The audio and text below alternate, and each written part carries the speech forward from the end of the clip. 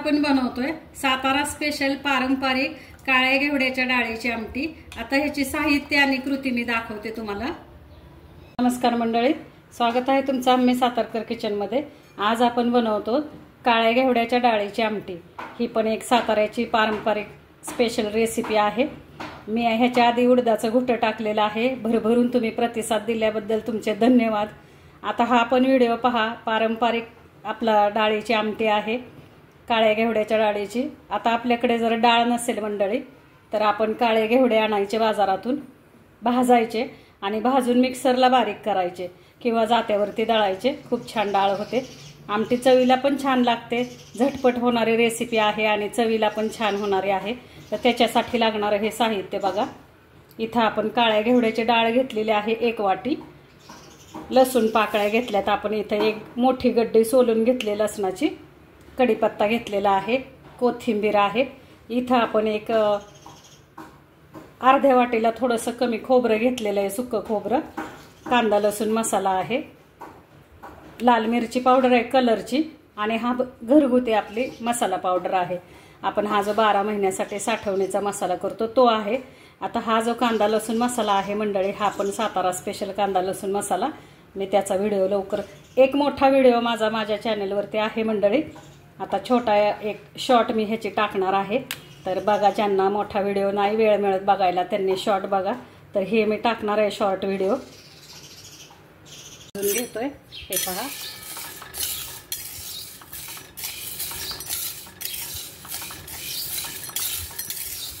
डाळ आपण भाजून हलकी करणार आहे, म्हणजे शिजायला सुद्धा एकदम पटकन शिजते, वेळ लागत नाही भाजल्यानंतर। तर अशा प्रकारे आता आपल्याला ही चांगली लाल भाजून घ्यायची डाळ, आणि चव पण छान होते बरं का ही डाळ भाजल्यावर।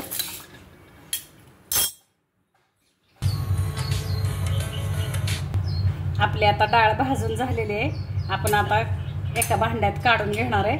अशा प्रकारे डाळ आपल्याला भाजायची बघा। जास्ती लाल भाजलेली नाही मी आणि कच्ची ठेवलेली नाही, थोडीशी ब्राऊन होईपर्यंत आपण डाळ भाजून घेतली। हे पहा, आता आपण भांड्यात काढून घेऊया डाळ।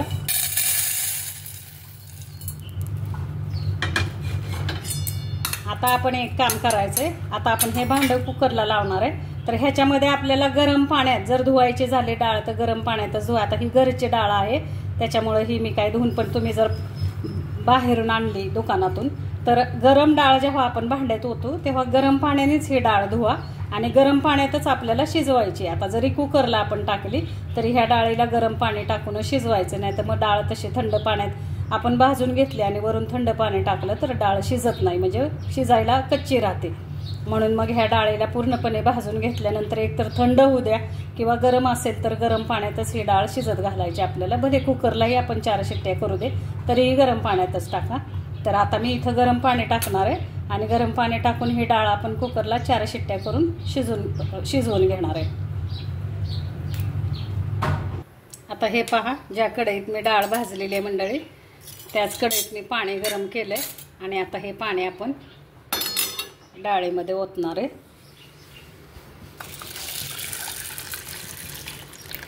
अशा प्रकारे आपल्याला डाळ बुडेपर्यंत पाणी टाकायचंय। थोडंसं अगदी हलकंसं आपण मीठ टाकणार आहे आणि मीठ टाकून मग ही डाळ आपण कुकरला 3 ते 4 शिट्ट्या काढून घेणार आहे। आता हे भात आणि डाळ मी एकत्र लावते म्हणून भांड्यात घेतली मंडळी। जर छोटा कुकर असेल तर छोट्या कुकरमध्ये तुम्ही डाळ शिजवून घेऊ शकता। तर थोडंसं आपण आता मीठ टाकणार आहे आणि डाळ शिजत घालणार आहे। तर हे पहा मंडळी, अशा प्रकारे आपली डाळ छानपैकी शिजलेली आहे।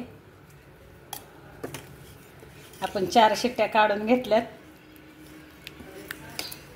थोडंसं आपण आता ही अशी घोटून घेऊया पळीने।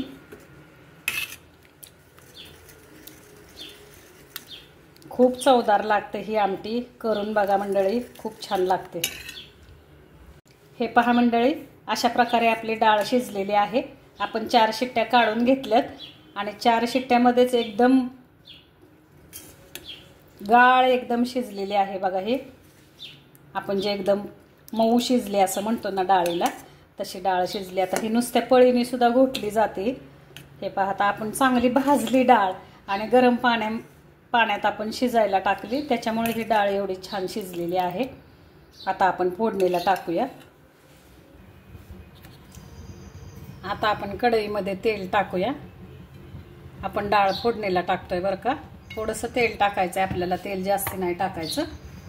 आता आपण जिरे मोहरीची फोडणी करूया. तेल आपलं चांगलं तापलंय. आता आपण जिरं टाकूया. जिरं तडतडलं आपण आता मोहरी पण टाकूया.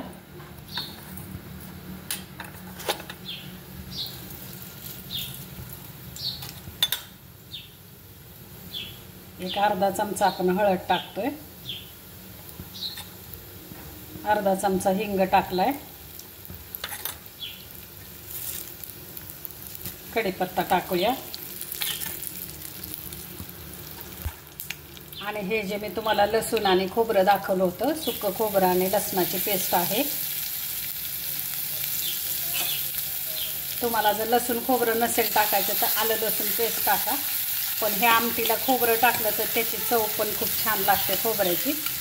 आता हे आपण खमंग छानपैकी खोबरं लसूण भाजून घेऊया. हे लसूण खोबरं आपल्याला आता चांगलं खरपूस भाजून घ्यायचं. हे पहा, जेवढं आपण हे लसूण खोबरं खरपूस भाजून घेणार तेवढे आपल्या डाळीला चव येणार आहे.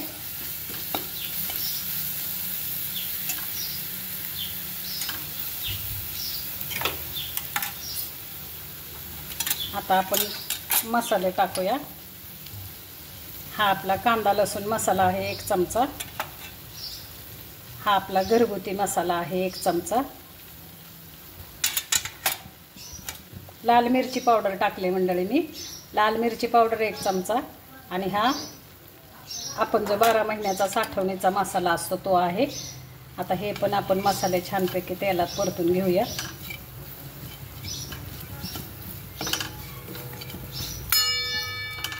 थोड्याशा तेलामध्ये, जास्ती तेल नाही घालायचं बरं का आपल्याला ह्या आमटीला. आता हे टोमॅटो टाकूया आपण. आता हे टोमॅटो सुद्धा आपल्याला ह्या मसाल्यामध्ये परतून घ्यायचे. सातारा स्पेशल जर पारंपरिक कुठली आणखीन भाजी म्हणाल मंडळी तर आपली ही काळ्या घेवड्याची आमटी पण साताऱ्याकडे फेमस आहे. ही पण एक पारंपरिक रेसिपी आहे. पटकन काही भाजीला नसलं किंवा पावसाळ्यामध्ये खूप प्रॉब्लेम येतात भाजीचे, तर अशा वेळेला ह्या घेवड्याच्या डाळीची आमटी केली जाते. त्याच्याबरोबर गरमागरम भाकरी, गरम गरम आमटी. जसं आपण उडदाचं घुटं खातो तशी त्याच प्रकारे तेवढ्याच आवडीने ही आमटीसुद्धा खाल्ली जाते. आता माझा एक उडदाच्या घुट्याचा व्हिडिओ छानपैकी तुम्ही मला कमेंट्स दिल्यात, व्हिडिओ बघितलाय माझा, त्याबद्दल भरपूर आभार तुमचे. आता तो जसा व्हिडिओ मी काढलेला आहे उडदाच्या घुट्याचा, तशीच आता ही डाळ पण मी पारंपरिक पद्धतीने कशी करायची ते दाखवली. तर मी पूर्वीच्या काळी चुलीवरती डाळ शिजवली जायची. आज आपण कुकरला लावलेली आहे. वेळ थोडासा कमी आहे माझ्याकडं, पण जर तुम्ही वरती डाळ शिजवली गॅसवर तर आणखीन ह्याला टेस्ट छान येईल. तर हे पहा, आपण छानपैकी हा मसाला आता आपण परतून घ्यायचा आहे. आपल्या डाळीला जी चव येणार आहे ती ह्या मसाल्यामुळे येणार आहे. लसूण खोबरं जे आपण बाकीचे पावडर मसाले टाकलेत त्याच्यामुळे ह्याला जी टेस्ट आहे डाळीची ती ह्या मसाल्यांमुळे डाळीला, आणि शिवाय काळ्या घेवड्याला एक टेस्ट असते मंडळी, त्याच्यामुळे ही भाजी छान लागणार आहे आपल्याला.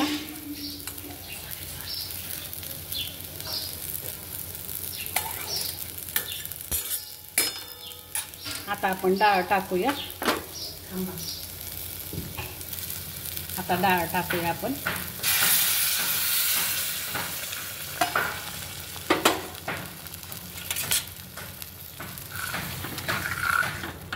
आता हा मसाला आपल्याला सगळा ह्या डाळीमध्ये एकसारखा करून घ्यायचा आहे. आता डाळ शिजताना मी थोडंसं मीठ टाकलं होतं, मग आता आपण मीठ टाकणार आहे, पण ते जपूनच टाकणार आहे. मीठ टाकलंय आपण, आणि आता थोडंसं पाणी टाकणार आहे आपण डाळीला. ही डाळ पण आपण जसं घुटं पातळ असतं तशी असते, पण जर तुम्हाला पातळ आवडत नसेल तर तुम्हाला जशी पाहिजे तशी करू शकता. फक्त फोडणी आहे ही जशी मी आता फोडणी दिली तशीच सेम फोडणी द्या. आपण आता डाळीला पाणी ओतलंय. आता ही डाळ आपण 10 मिनिटासाठी उकळून देणार आहे छानपैकी. हे पहा, आपली आता काळ्या घेवड्याची आमटी तयार आहे. आता आपण उकळून देऊ 10 मिनिटासाठी, मग दाखवते मी तुम्हाला। हे पहा मंडळी, अशा प्रकारे आपली काळ्या घेवड्याची आमटी तयार आहे। आता आपण गरमागरम भाताबरोबर सर्व करूया। हे पहा,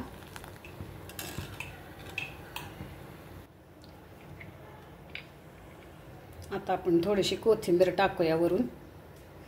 अशा प्रकारे आपली आमटी तयार आहे। अशा प्रकारे आपण गरमागरम भाताबरोबर ही आमटी सर्व करतोय। हे पहा, छानपैकी आता ह्या आमटीचा स्वाद, आपल्या काळ्या घेवड्याच्या डाळीचा आमटीचा स्वाद आपल्या भाताबरोबर घ्यायचा आहे। रेसिपी आवडली लाईक करा, शेअर करा, सबस्क्राईब करा। धन्यवाद मंडळी।